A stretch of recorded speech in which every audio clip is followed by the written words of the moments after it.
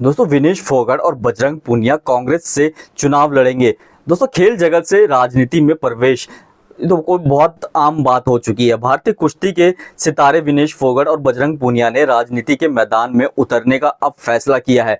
दोनों एथलीट जो अभी विधानसभा चुनाव में कांग्रेस पार्टी की टिकट पर चुनाव लड़ेंगे और इसकी ऑफिशियली भी हो चुकी अनाउंसमेंट। इस घोषणा ने खेल और राजनीति दोनों क्षेत्रों में हलचल सी मचा दी है, क्योंकि ये पहली बार है जब ये ओलंपियन पदक विजेता राजनीति में अपनी किस्मत आजमाने जा रहे हैं। दोस्तों विनेश फोगाट जो कि भारत की प्रमुख महिला पहलवानों में से एक है, उन्होंने अपने खेल जीवन में कई महत्वपूर्ण उपलब्धियां हासिल की है। उन्होंने राष्ट्रमंडल खेलों और एशियाई खेलों में स्वर्ण पदक जीते हैं और ओलंपिक में भारत का प्रतिनिधित्व किया है। दोस्तों फोगाट परिवार जो कि भारतीय कुश्ती में एक बहुत ही नामी परिवार है और वहीं से विनेश फोगाट आई है और हमारे देश का नाम उन्होंने बहुत ऊंचा भी किया है। अब वो राजनीति में उतरकर समाज के लिए कुछ करने का इरादा भी रखती है। तो वहीं बजरंग पूनिया जो कि वर्तमान में भारत के सबसे सफल पुरुष पहलवानों में से एक हैं, उन्होंने भी अंतर्राष्ट्रीय प्रतियोगिताओं में पदक जीते हैं। उन्होंने अपनी कुश्ती करियर में विश्व कुश्ती चैंपियनशिप में पदक जीता है और ओलंपिक में भी भारत के लिए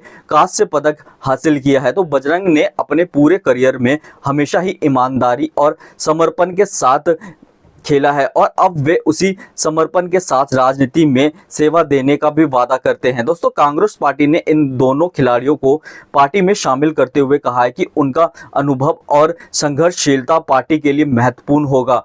कांग्रेस पार्टी के महासचिव ने कहा कि विनेश और बजरंग ने अपने अपने क्षेत्र में देश का गौरव बढ़ाया है। अब वे राजनीति के माध्यम से समाज की सेवा करने के लिए भी तैयार है। दोस्तों कुछ राजनीतिक विशेषज्ञों का मानना है कि खिलाड़ियों का राजनीति में प्रवेश करना एक नई चुनौती हो सकती है। उनके लिए ये देखना महत्वपूर्ण होगा कि वे खेल के मैदान की तरह राजनीति के अखाड़े में भी कैसे प्रदर्शन करते हैं। विनेश फोगाट और बजरंग पूनिया के इस निर्णय ने उनके प्रशंसकों और समर्थकों के बीच उत्सुकता भी बढ़ा दी है। अब ये देखना बहुत ज्यादा दिलचस्प भी होगा कि ये दोनों खिलाड़ी राजनीति के मैदान में किस प्रकार का प्रदर्शन करते हैं और क्या वे अपने खेल की तरह ही राजनीति में भी सफल हो पाते हैं कि नहीं हो पाते।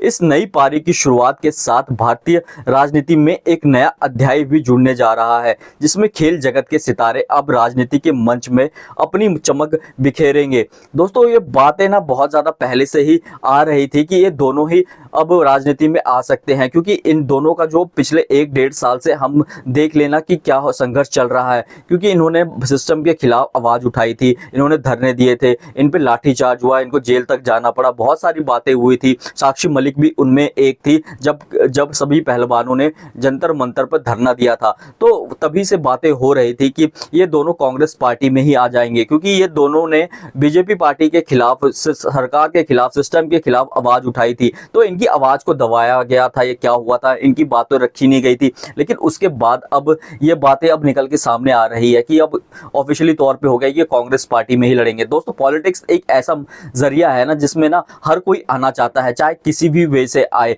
क्या पता इनको अपनी बात दुनिया को रखने के लिए ही सिस्टम के अंदर घुसने की जरूरत थी, तभी ये सिस्टम का हिस्सा बनने जा रहे हैं। तो बहुत चीजें हैं अब सोशल मीडिया पे चल रही है। कोई इनके समर्थक में है, कोई ये कह रहे हैं कि इनका ये जो स्टंट था, एक जो पब्लिसिटी स्टंट था, जो कि इन्होंने इतना कुछ किया, इनको पॉलिटिक्स में ही आना था। तो वही चीजें, बहुत चीजें अब निकल के सामने आई है। अब आगे चल के देखते हैं ये दोनों पॉलिटिक्स में क्या कमाल कर पाते हैं, कैसे करते हैं, कैसे चीजों को हैंडल करते हैं, ये आने वाले टाइम में ही पता चल पाएगा। दोस्तों आपकी क्या राय है, कमेंट करके जरूर बताएं। वीडियो चलेगी, वीडियो को लाइक और हमारे चैनल को सब्सक्राइब जरूर कर दें।